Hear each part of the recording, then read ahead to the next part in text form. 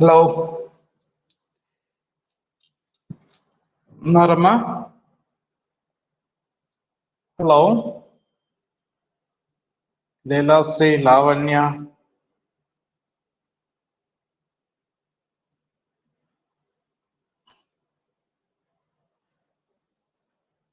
ఏమ్మా లీలాశ్రీ ఉన్నారా క్లాస్లో?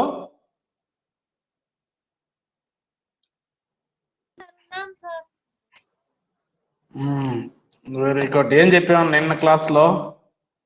ఆ ప్రాబ్లమ్స్ ఏమన్నాను? ఇంకో ప్రాబ్లం ఉండింది, అది వేసారా?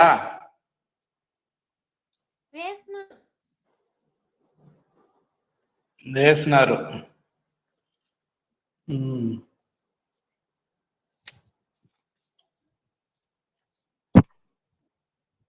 రిమైనింగ్ వాళ్ళు అబ్బాయిలు ఎవరు కంప్లీట్గా అటెండ్ కావడం లేదు.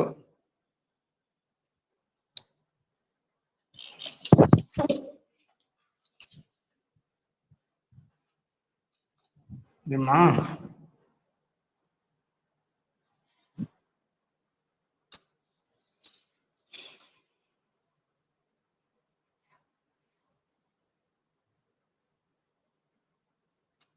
చెప్పా, అది సెకండ్ ప్రాబ్లము. నేను పెట్టింది సెకండ్ ప్రాబ్లం వేసారా అయితే మీరు?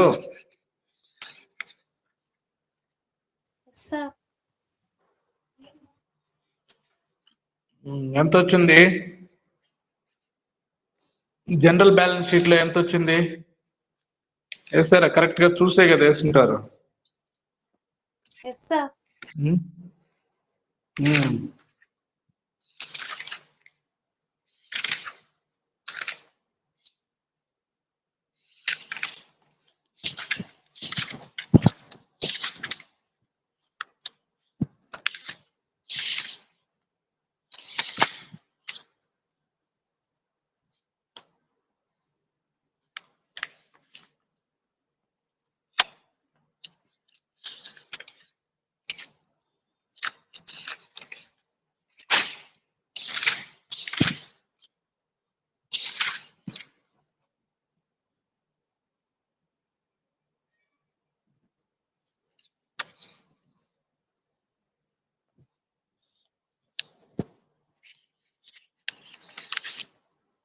చెప్పమా, అది సెకండ్ ప్రాబ్లం వేసారా? ఎంత వచ్చింది ఆన్సర్? కరెక్ట్గా వేసారా? బ్యాలెన్స్ షీట్ ఆఫ్ ఎవరిది అది? ల్యాంకోనా?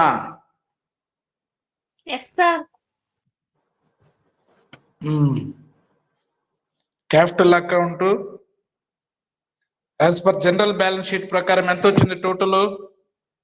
మామూలు సింగిల్ అకౌంట్ సిస్టమ్ ప్రకారం ఎంత వచ్చిందమ్మా?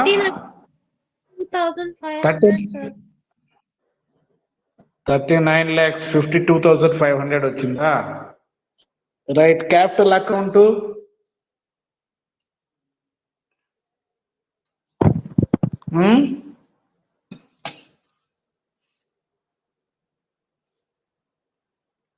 డబుల్ అకౌంట్ సిస్టమ్ ప్రకారం క్యాపిటల్ అకౌంట్ వేసారా? ఏమేమి అసెట్స్ చూపించారు అక్కడ? ఏమేమి అసెట్స్ పర్చేజ్ చేశారు? ఏమేమి రిసిప్ట్స్ ఏమున్నాయి? ఎక్స్పెండిచర్ ఏమేమి చూపించున్నారు? Land and buildings stationery sir. First capital equity shares 17,50,000, current year వచ్చేసి 2,50,000. ఓకేనా? Total 20 lakhs by 7% debentures 10 lakhs. Current year ఏం లేదు, టోటల్ దాంట్లో కూడా 10 lakhs. టోటల్ మనకు 30 lakhs. సెకండ్ కాలంలో 2,50,000. ఫస్ట్ కాలంలో 27,50,000 వచ్చింది. రైట్. అలాగే డెబిట్ సైడ్ ఏమేమి ఇచ్చాడు? Land and buildings 10 lakhs. Current year ఏం లేదు కాబట్టి డాష్ పెట్టి టోటల్ కూడా 10 lakhs అవుతుంది.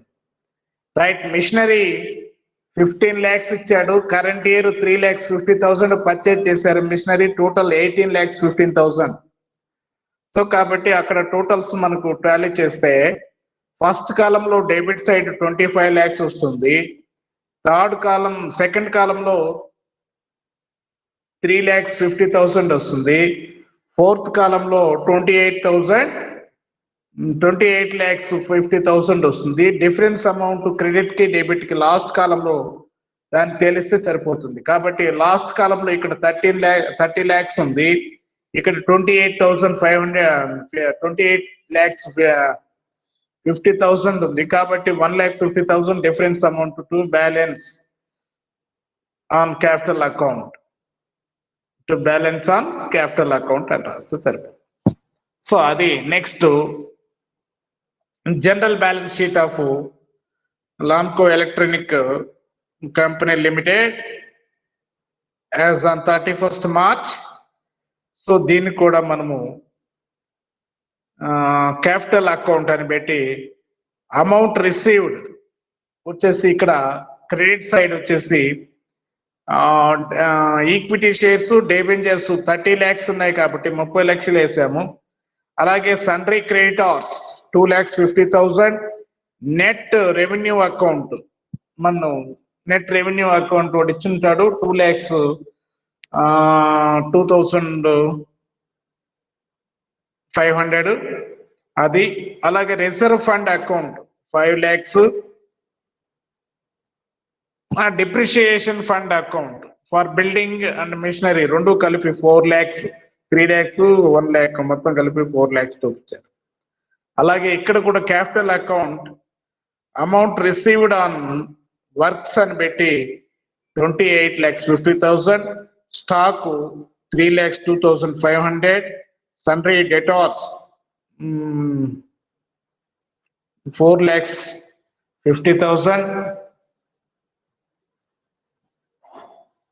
రిజర్వ్ ఫండ్ ఇన్వెస్ట్మెంట్ ఇక్కడైతే రిజర్వ్ ఫండ్ అని చెప్పామో ఆ reserve fund investment market value bracket లో చూపిస్తాము. అసలు వాల్యూ యాక్చువల్ వాల్యూ అనేది మనం 5 lakhs అసెట్స్ కింద చూపించాం. Cash at bank, cash in hand 2 lakhs cash at bank, cash in hand వచ్చేసి 50,000. సో ఇది మనము మీకు ఎందుకేమన్నామంటే రెండు ప్రాబ్లమ్స్ మిమ్మల్ని single account system, double account system లో ఉన్నటువంటి డిఫరెన్సెస్ అర్థం కావాలని మిమ్మల్ని ఏమని చెప్పాను. సో తర్వాత ప్రాక్టీస్ చేశారా మీరందరూ? హలో ఏమ్మా? హలో ఏమ్మా లీలాశ్రీ? అర్థమైందా? నేనెవరేమి? శ్రీకర్, శ్రీలత. నువ్వు మా శ్రీలత? ఇద్దరు ముగ్గురే అటెండ్ అవుతున్నారు క్లాస్ కి, మిగతా వాళ్ళంతా ఏమైనా రూమ్స్?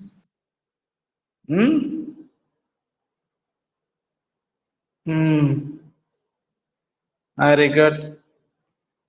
మరీ తక్కువ అటెండ్ అవుతున్నారు సిఏ వాళ్ళు అన్నట్టు. అబ్బాయిలు పూర్తిగా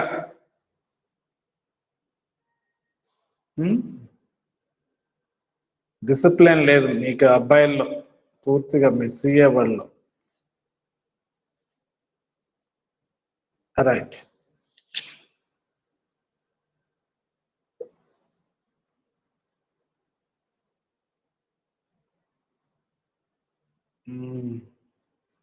పోతే నెక్స్ట్ థర్డ్ ప్రాబ్లం పెడతాను, రాసుకోండి. దాన్ని కూడా వేసి ప్రాక్టీస్ చేయండి. థర్డ్ ప్రాబ్లం పెట్టబోయే ప్రాబ్లం ఇప్పుడు నేను చదువుతాను, మీరు వేసి ప్రాక్టీస్ చేయండి. ఇది third problem. Same revenue account, net revenue account, capital account first, revenue account, net revenue account, general balance sheet అడిగినాడు. ఫోర్త్ ప్రాబ్లం కూడా అంతే. అలాగే ఫిఫ్త్ ప్రాబ్లము అంతే సేమ్. సిక్స్త్. ఇవి మీరు ఇంకా మీకు పెట్టేస్తాను, మీరు వేసి ప్రాక్టీస్ చేయండి. మీరు వేసి ప్రాక్టీస్ చేస్తే ఈ ప్రాబ్లమ్స్ అన్ని మీకు అర్థమైంటే ఎన్ని ప్రాబ్లమ్స్ చెప్పినా ఒకటే. ఇంకా డేస్ ప్రాక్టీస్ చేసినారంటే నేను నెక్స్ట్ యూనిట్ స్టార్ట్ చేస్తాను. ఎందుకంటే ఆల్మోస్ట్ మిగతా సబ్జెక్టులు అన్ని సిలబస్ లైఫ్ ఉన్నాయి. మనమే ఇంకా థర్డ్ యూనిట్ లో ఉండేది. టైం కనుక మిగిలితే కనుక మళ్ళీ రివిజన్ చేద్దాం ఫస్ట్ యూనిట్ కాడి నుంచి. ఇవన్నీ పెడతాను, మీరు 4, 3, 4 ప్రాక్టీస్ చేయండి. 5, 6 కూడా ఉన్నాయి. మీ ఇష్టం, ఎన్ని ప్రాక్టీస్ చేసినా ఓకే. దీని కింద థియరీ కూడా రాసుకోవాలి మీరు. థియరీ కూడా పెడతాను నేను.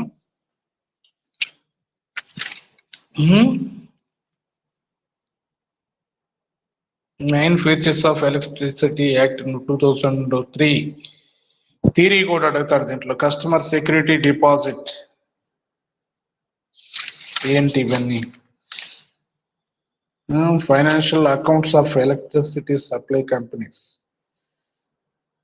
Double account system, electricity companies.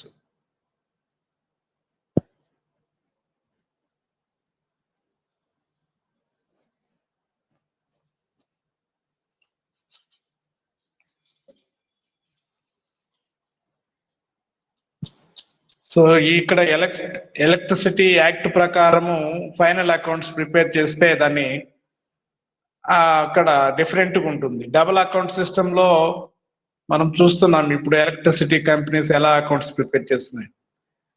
దీన్ని వాళ్ళు మామూలు వాటాదారులకు చూపించడానికి ఇలా తయారు చేస్తారు. ప్రభుత్వానికి చూపించడానికి మాత్రము ఎలక్ట్రిసిటీ యాక్ట్ 1910 ఉంది, దాంట్లో చెప్పినటువంటి ప్రకారం ప్రిపేర్ చేస్తారు ఇది.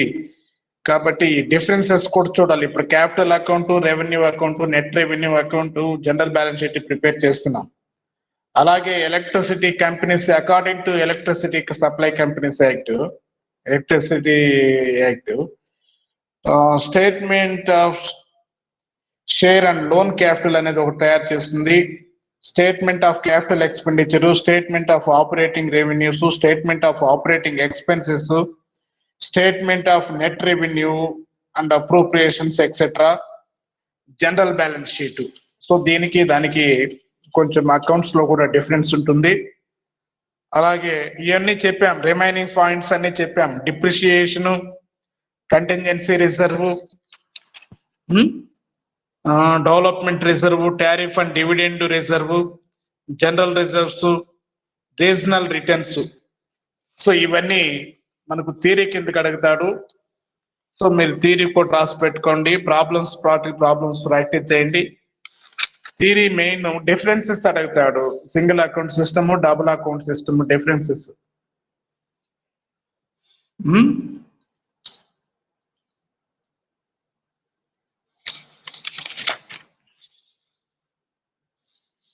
మీ దగ్గర ఏమన్నా ఉన్నాయా? మెటీరియల్స్ ఏమైనా కొనుక్కున్నారా? బుక్స్ ఏమన్నామా కొనుక్కున్నాం సార్. ఏం తీసుకున్నారు? కేసారా?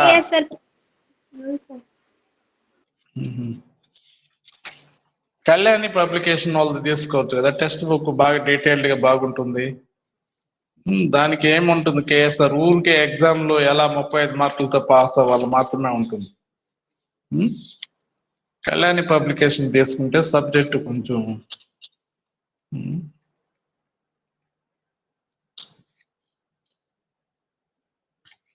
ఇంకేమ్మా లీలాశ్రీ? తర్వాత ప్రాబ్లమ్స్ 4, 3 రాసుకుని వేస్తారా? పెడతాను. Okay sir. ఈ థియరీ రాసుకోవాలి. థియరీ మీ దగ్గర ఉంటే రాసి పెట్టుకోండి. ఏమేమి రాసుకుంటారంటే థియరీకి ఎలక్ట్రిసిటీ యాక్ట్ 2003 2003లో కొత్తగా ఎలక్ట్రిసిటీ యాక్ట్ అమెండ్మెంట్ చేయడం జరిగింది. దాని యొక్క రూల్స్ ఏంటి, main features of electricity act 2003. అలాగే నెక్స్ట్ షార్ట్ నోట్స్ వచ్చేసి ఇంతకుముందు మీకు 3 మార్క్స్ ఉండే షార్ట్ నోట్స్, ఇప్పుడు 5 మార్క్స్ చేశారు అనుకుంటాను. ఒకటి మీకు కూడా 5 మార్క్స్ 5 into 5 25. 12 మార్క్స్ వచ్చేసి 10 మార్క్స్ చేశారు కాబట్టి 5 into 10 50. ఇది 50, అది 25. ఇలా మీ క్వశ్చన్ పేపర్ మోడల్ కూడా మారింది కాబట్టి ఈ థియరీ బాగా 5 మార్క్స్ కాబట్టి బాగా చదువుకొని ఎలాబరేటెడ్ గా రాయాల్సి వస్తుంది కొంచెం. సో కాబట్టి ఇది security, consumer security deposit.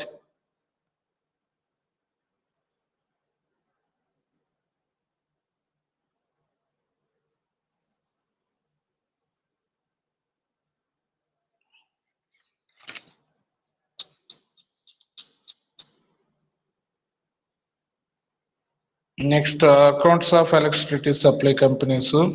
Accounts under the Indian Electricity Act 2010. దాని ప్రకారం అకౌంట్స్ వాళ్ళు గవర్నమెంట్కి సబ్మిట్ చేస్తారు. మనం తయారు చేసినటువంటి డబుల్ అకౌంట్ సిస్టమ్ ప్రకారం అకౌంట్స్ షేర్ హోల్డర్స్ కి ప్రజెంట్ చేస్తారు.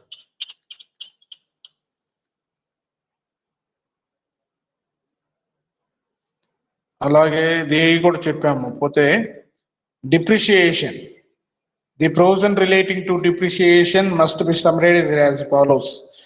సో కాబట్టి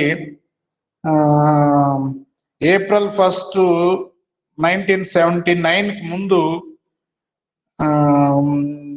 ఇవి ఎలక్ట్రిసిటీస్ కంపెనీస్ అన్ని కూడా 2 మెథడ్లు ఫాలో అవుతుండేది డిప్రిషియేషన్ కి. కానీ ఇప్పుడు ఓన్లీ స్ట్రైట్ లైన్ మెథడ్ మాత్రమే డిప్రిషియేషన్ క్యాలిక్యులేట్ చేయడానికి ఎంచుకోవడం జరుగుతుంది. Straight line method or fixed instalment method అంటాం దాన్ని, స్థిర వాయిదాల పద్ధతి, సరళ రేఖా పద్ధతి అని. సో ఆ పద్ధతిలో మాత్రమే 1979 April 1st నుంచి డిప్రిషియేషన్ కి ఏర్పాటు చేయడానికి ఆ పద్ధతిని ఎంచుకుంటాయి. అలాగే ఇంకా ఇది డబుల్ అకౌంట్ సిస్టమ్ లో మనం చూసాం, డిప్రిషియేషన్ తీసేయకుండా asset side total fixed assets actual వాల్యూకి చూపిస్తాయి. ఆ డిప్రిషియేషన్ ఎంతైతే ఉంటుందో దాన్ని లయబిలిటీ సైడ్ డిప్రిషియేషన్ ఫండ్ కింద చూపిస్తూ వస్తాయి. So these are the main differences. అలాగే next contingency reserve. So every electricity supply company must required to maintain a contingency reserve is created by transferring the revenue account every year an amount equal to the not less than 0.5%, 0.25%, 0.25% or more than and not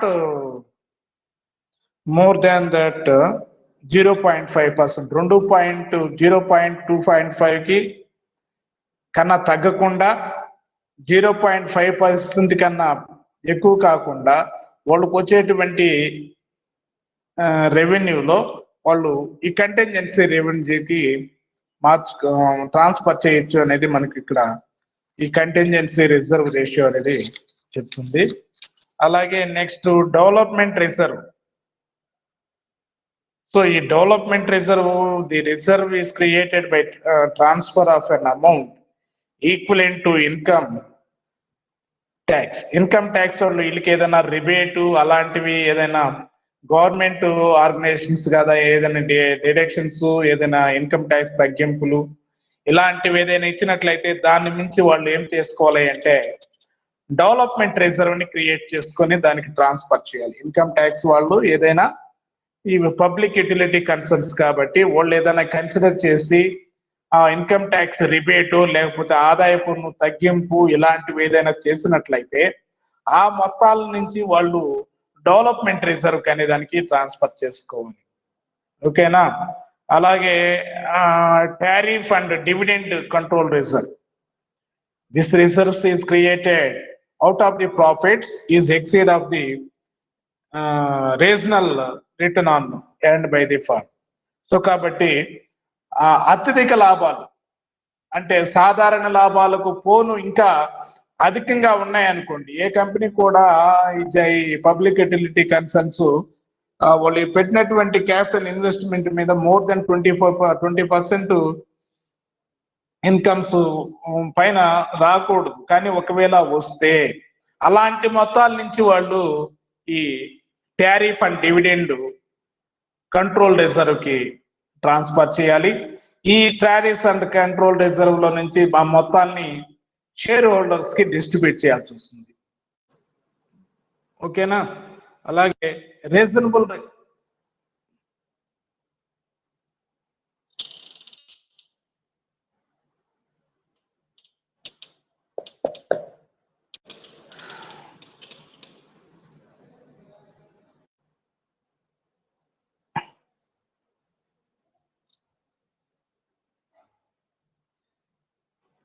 hello, వినిపిస్తుంది మా voice? ఏమ్మా లీలాశ్రీ, శ్రీలత వింటున్నారా? ఇవన్నీ short నోట్స్కి వస్తాయి, మనకు రాసి పెట్టుకోవాలి. Reasonable profit, reasonable return అంటే మనం చెప్పాం already 20%. The act intends to prevent electricity undertaking from making unreasonable profit. It is so adjust its rates that is clear profit in any year does not exceed of the reasonable return by more than that 20%. So A company కూడా తన ఉన్నటువంటి మూలధనం మీద capital employed ఎంతైతే ఉంటుందో వినియోగించిన మూలధనము దానికి 20% మించి అంటే ఇది రీజనబుల్ ప్రాఫిట్. అంతకు మించి వాళ్ళు ఒకవేళ వస్తే దాన్ని మనము అసాధారణ లాభాలు అంటాం. అలాంటి అసాధారణ లాభాలు ఏదైనా ఉంటే దాన్ని మనం చెప్పినట్టు tariff and dividend control reserve అంటే ఎలా కొన్ని పరిస్థితుల్లో కొన్నిసార్లు కంపెనీకి ఏదైనా నష్టాలు వచ్చాయనుకోండి, లాభాలు రాలేదు, అలాంటప్పుడు వాటాదారులకి డివిడెండ్ చెల్లించడానికి ఈ tariff and dividend control reserve నుంచి చెల్లించవచ్చు. కొన్ని సంవత్సరాల్లో ఏదైనా పరిస్థితుల్లో కంపెనీకి అనుకున్నటువంటి లాభాలు రాని పరిస్థితుల్లో వాటాదారులకి డివిడెండ్ ప్రకటించవచ్చు. ఒకవేళ ఎలాంటి యూజ్ చేయకపోతే ఆ మొత్తాన్ని వాటాదారులకి పంచిపెట్టవచ్చు. సో ఇది మనకు రీజనబుల్ రిటర్న్ గురించి చెప్పేది.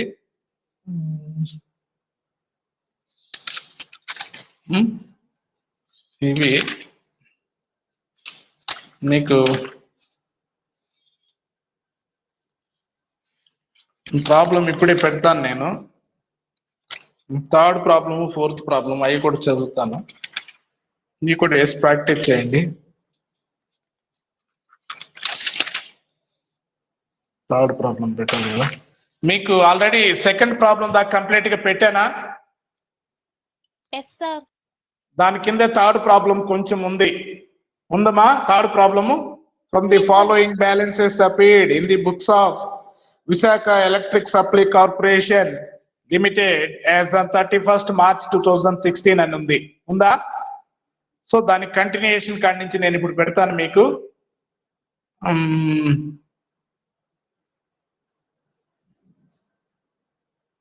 1 minute మ్యూట్ లోనే ఉన్నాను.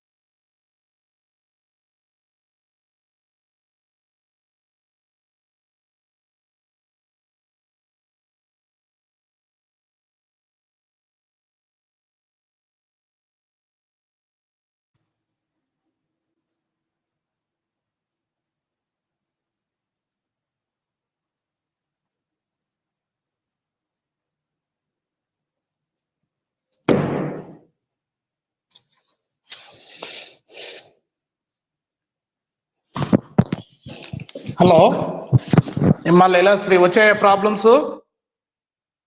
Yes sir. సో దీంట్లో ఉన్న ప్రాబ్లమ్స్ అన్ని పెట్టాను మీకు, ఓకేనా? సో అవి మీ ఇష్టం, నేనే ప్రాక్టీస్ చేయండి. 3, 4, 5, 6 ప్రాబ్లమ్స్ దాకా ఉన్నాయి. మొదటి 2 వేశారు కాబట్టి మీకు ఏదైనా డౌట్ ఉంటే అడగండి దాంట్లో. పోతే మీకు ఆల్రెడీ వేసిన ప్రాబ్లమ్స్ కానీ దానికి అట్లా ఉంటే అవి వేసి ప్రాక్టీస్ చేయండి. ఆల్రెడీ మనము వేరే టెక్స్ట్ బుక్ లో ఇటు వేసాం, కళ్యాణి టెక్స్ట్ బుక్ లో. దాంట్లో కానీ ఇప్పుడు నేను పెట్టిన ప్రాబ్లమ్స్ ఏదైనా ఉంటే అవి వేసి ప్రాక్టీస్ చేయాల్సిన అవసరం లేదు. అవి వదిలేసి రిమైనింగ్ ఏదైనా మీరు ప్రాక్టీస్ చేయొచ్చు. ఓకేనమ్మా? Okay sir. 6 ప్రాబ్లం దాకా పెట్టాను. 4, 3. సో కాబట్టి 3వ ప్రాబ్లం ఏం అడిగాడో చూడండి. మీరు యూనిట్ ప్రాక్టీస్ చేస్తే ఇది కంప్లీట్ చేస్తాం. 3rd ప్రాబ్లం చూడండి, ఏమేమి ప్రిపేర్ చేయమన్నాడు. 3rd ప్రాబ్లంలో చెప్పాము కదా, from the following balances appeared in the books of Visakha electrical supply Corporation Limited as on 31st March 2016. So కాబట్టి దానికి సంబంధించినటువంటి డీటెయిల్స్ ఇచ్చాడు. ఈక్విటీ షేర్ 6 lakhs ఉంది, డిబెంచర్స్ 2 lakhs ఉంది, land on 31st March 2015 1,50,000, land purchased during the year 60,000, mains including cost of laying and to 31st March 1,60,000, mains expanded during the year 76,000. ఉన్నాయా ఈ ప్రాబ్లం? వేసామా? Machinery on 31st March 2015 5,50,000, machinery purchased during the year 66,000, sundry creditors, credit లో ఉంది creditors, so కాబట్టి 1,000. వేసామా ఈ problem ఏమన్నా already లేదా? మీరు వేసిన దాంట్లో ఏమన్నా ఉందా ప్రాబ్లం? ఇది ఆల్రెడీ వేసామా లేదా చూడండి, ఒకసారి చెక్ చేసుకోండి. కంపెనీ పేరు మారి అటు ఇటు మొత్తాలు అదే మొత్తాలు ఇచ్చుంటే కనుక సేమ్ మీరు వేయాల్సిన అవసరం లేదు, ఇవ్వకుండా ఉంటే. అలాగే depreciation fund 2,50,000, sundry debtors for the current supply 40,000, other book and debts 5,500, stores in hand 6,000, stores in cash in hand 4,000, cost of generation of electricity 1,50,000, 30,000, cost of distribution of electricity 9,000, sale of current 1,50,000, meter rent 5,000, rent rates and taxes 12,000, establishment expenses 21,000, interest on debentures 10,000, interest interim dividend paid 20,000, depreciation 20,000. So a net revenue account balance as on 31st March 2015 అంటే last year balance వచ్చేసి 28,500, total వచ్చేసి 12,34,500. Right, from the above balances prepare capital account, revenue account and net revenue account and the general balance sheet. So ఇది వాడు prepare చేయమనేది. మీరు already చాలా problems వేస్తున్నారు కనుక మీకు ఐడియా ఉంటే ఆ ప్రాబ్లమ్స్ వేయండి, ప్రాక్టీస్ చేయండి. మీకు దాంట్లో ఏదైనా డౌట్ ఉంటే రేపు క్లాస్లో నన్ను అడిగితే నేను మళ్ళీ మీకు ఎక్స్ప్లెయిన్ చేస్తాను. వేసి ప్రాక్టీస్ చేస్తారమ్మా? Okay sir. Very good. Practice చేయాలి మీరు మరి కంపల్సరిగా. మిగతా వాళ్ళు ఎవరేమి? లావణ్యనా? రైట్, ఓకేనమ్మా. మరి అయితే ఇంకేమి?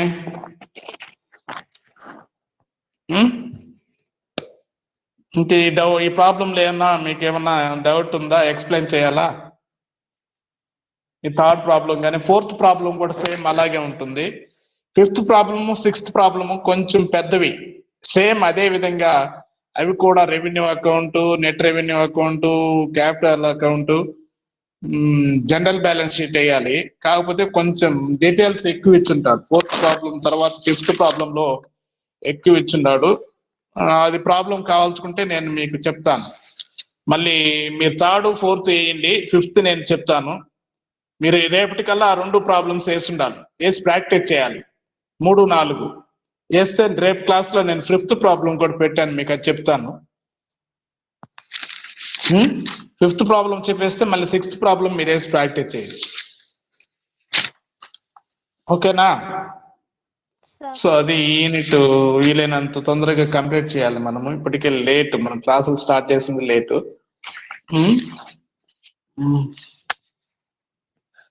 ఇంకేమైతే ఏమి అబ్బాయిలు ఎవరో కొద్దిగా జాయిన్ అయినారు, మళ్ళీ ఎగ్జిట్ అయిపోయినాడే. రంజిత్ నెట్వర్క్ సరిపోవడం అదేమో పాపం వాళ్ళకి టీచ్మెంట్కి.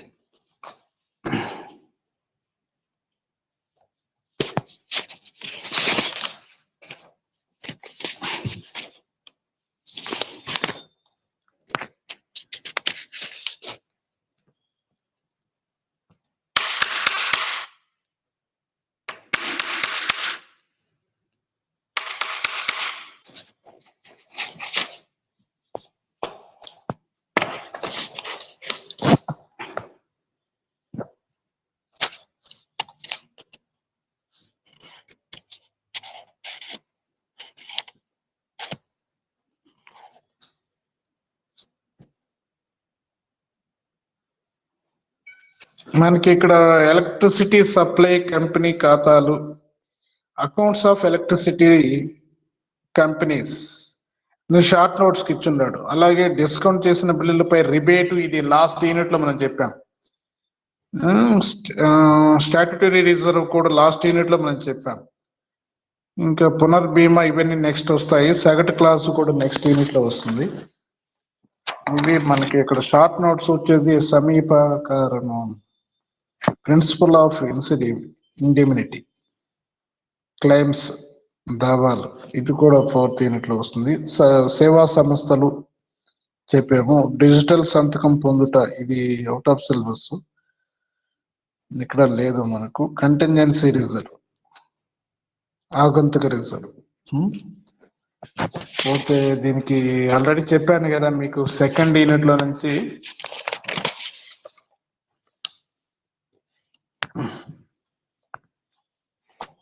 Capital account, revenue account, net revenue account, general balance sheet prepare చేయమన్నాడు. దానికి ఛాయిస్ కూడా ప్రాబ్లం ఇచ్చాడు లాస్ట్ ఎగ్జామ్ లో.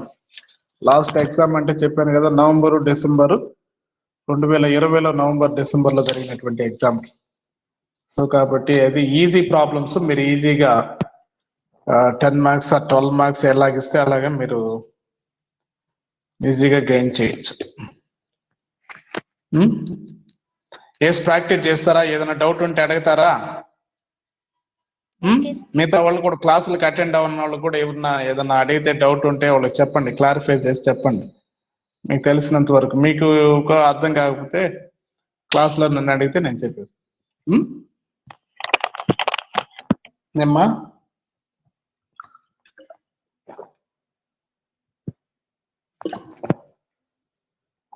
మీరు రేపటికి 2 ప్రాబ్లమ్స్ వేసి పెట్టి ఉండాలి, 3 4. జస్ట్ ప్రాబ్లమ్స్ ప్రాక్టీస్ చేయడమే, విత్ ఆన్సర్స్ తో కూడా ఉన్నాయి. మీరు వేసి ప్రాక్టీస్ చేసి మీకు అర్థమైందంటే నేను తర్వాత ప్రాబ్లం చెప్తాను.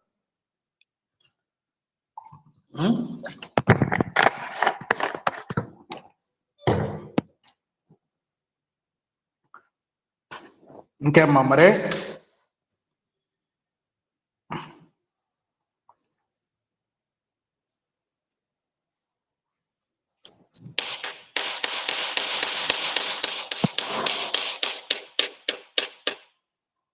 సరే అమ్మా, అయితే చేస్తారు, ప్రాక్టీస్ చేస్తారు కదా. ఓకే, బాయ్నా? సార్ ఓకేమ్మా, రైట్.